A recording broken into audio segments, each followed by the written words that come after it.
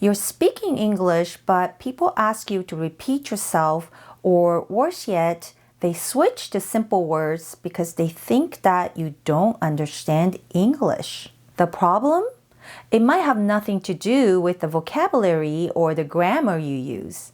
It could be one of these 4 common mistakes non-native speakers make when it comes to speaking. Let's fix them today so you can sound more natural and confident.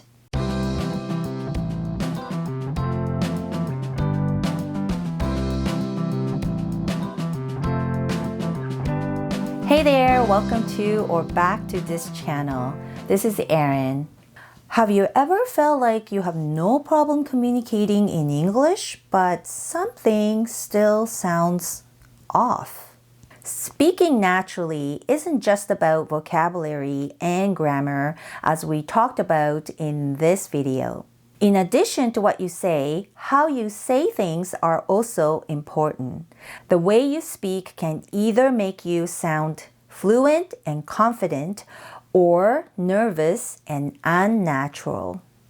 Unfortunately, many non-native speakers fall into habits that make them sound less natural, even if their English is great.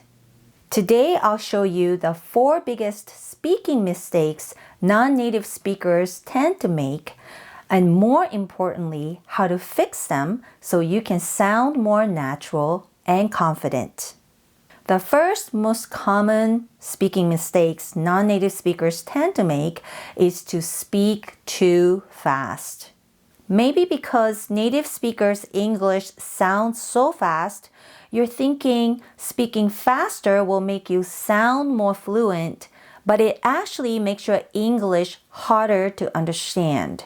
Because when you speak fast, you might be losing the natural intonation of English that is a key to understanding, or your pronunciation might not be as accurate.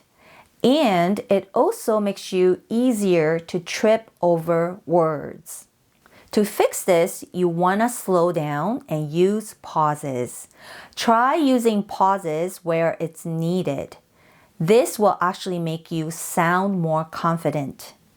A good way is to record yourself. You'll be surprised at how different you actually sound, and you will notice if you're rushing. When I edit my YouTube videos, I'm often surprised by how my English actually sounds compared to how it sounded like in my head when I was filming, like now. Many native speakers also tend to become silent when they don't know what to say. Do you have the same problem as well? Instead of pausing naturally, you freeze up, creating the awkward moment. This makes conversations uncomfortable. Have you ever had experiences like this? I remember one time I didn't know how to respond after finding out that my friend's brother had already passed away, and so I completely lost in words, and there was that awkward moment. To avoid awkward silence like that, you can use filler words the right way. Instead of freezing up, you can use filler words such as, "That's a good question," or "Let me think about that," to buy yourself some time. In my case, I could have said, "I'm so sorry to hear that," followed by, "It must have been hard." Many non-native speakers also use overly formal sentences because we learn English from the textbooks or the formal settings instead of a casual day-to-day conversation. Let's take a look at some examples of overly formal sentences and their more natural alternatives in casual settings.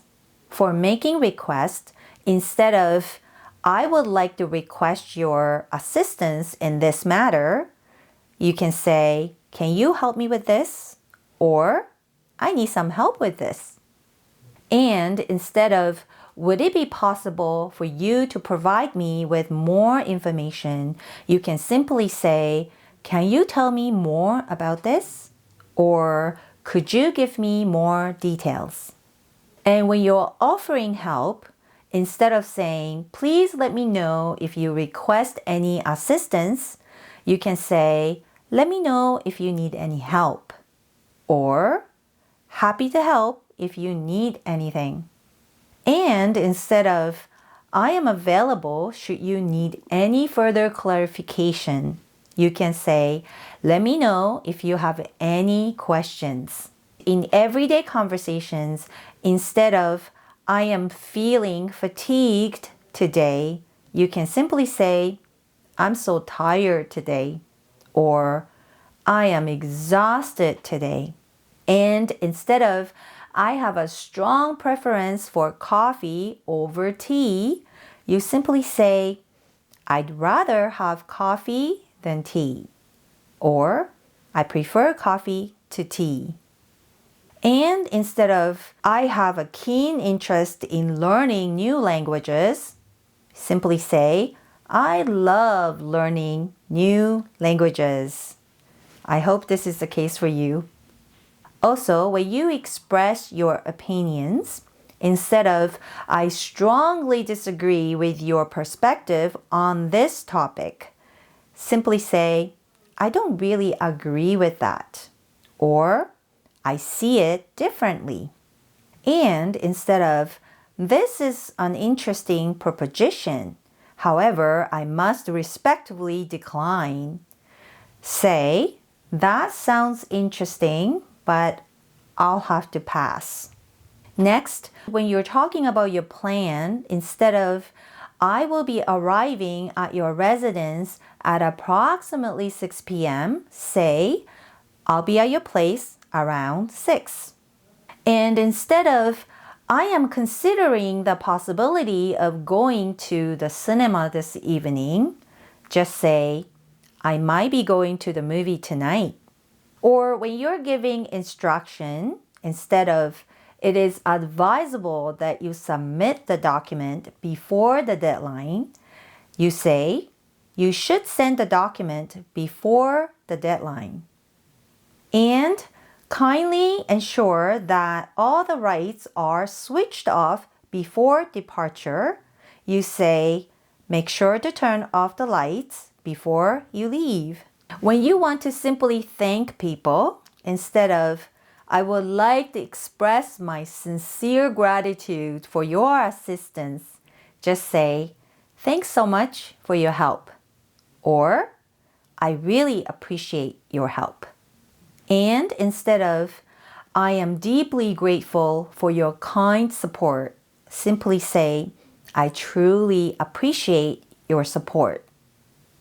Or, thanks a ton for your support. Bonus tip, the key to sounding more natural is to use simple words and contractions. For example, instead of I am, use I'm. Native speakers tend to be more direct and conversational rather than overly formal. You might think that using more difficult or complicated words will make you sound more fluent or sophisticated, but unfortunately, that's not the case. But this is actually a good news because that means you don't need to be stressed out by how much vocabulary you know or don't know. What you need instead is to learn how to use the simple and easy words you already know well. The way to overcome the problem of using overly formal English is to learn common phrasal verbs and casual phrases. Instead of using formal English, use simple words as we saw in the examples. And start paying attention and listening to what native speakers actually say and mimicking their phrases. Lastly, if you speak English with the rhythm and the melody of your native language, English speakers might struggle to understand your English even if you are saying the right English words. The truth is, the elements of speech other than the actual vocabulary or grammar, such as intonation, rhythm, melody, pauses, are super important, possibly more important than the word itself. Just watch this video clip and you'll know what I mean. Possible to return this? パスポート取りたいんですみたいな。そんなこと言うてない分かってんねん。聞こえんねんもん。Here, they're playing a telephone game. The first guy said, "Is it possible to return this?" But obviously, the second guy didn't understand a word of English he heard. Instead, what he heard was, パスポート取りたいんです, which in Japanese means, I'd like to pick up my passport. So let's see what this guy will do in order to pass this message to the next person. It is a passport to return this. Is it possible to return this? Did you get this? What he actually did was saying the Japanese sentence, I'd like to pick up my passport, パスポート取りたいんです, with the intonation of the English sentence, is it possible to return this? And the lady actually got it.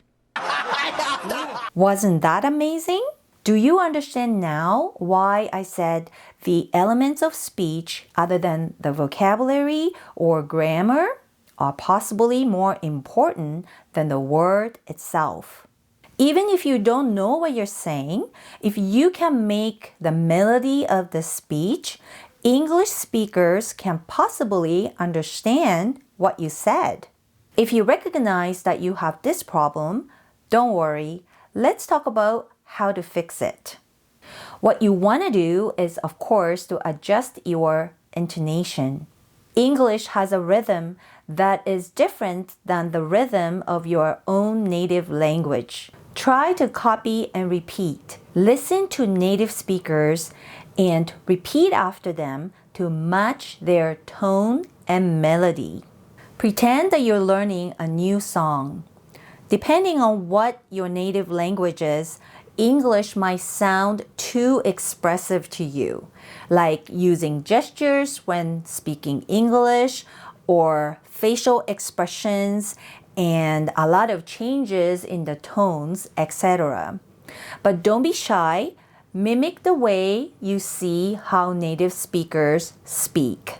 A few months ago, my sister came to visit me from Taiwan, and she pointed out that I actually use a lot of hand gestures when I talk, which I wasn't aware of. But after she pointed out to me, I realized that yes, I use a lot of hand gestures when I talk. So depending on where you're from, you might not be used to the little changes of tones or the melody, but when you start applying them, they're game changer. Your English will start sounding more natural. And the key is to practice. These changes might not happen overnight, but the more you pay attention to them and the more you practice, the more natural you'll sound. Now think about your own speaking habits. Do you tend to rush when you speak? Do you freeze up when you don't know what to say? Maybe you're still using textbook English in casual conversations, or you're speaking English with the intonation and melody of your native language. Choose one of these to work on this week and focus on improving it. The difference will be huge. I want to hear from you. What's the biggest challenge you face when it comes to speaking English? Drop in the comment and let's talk about it. And if you found this video helpful, don't forget to subscribe and turn the notification on so you won't miss any future videos for more ways to improve your English. Thank you so much for watching. Until next time, take care and God bless.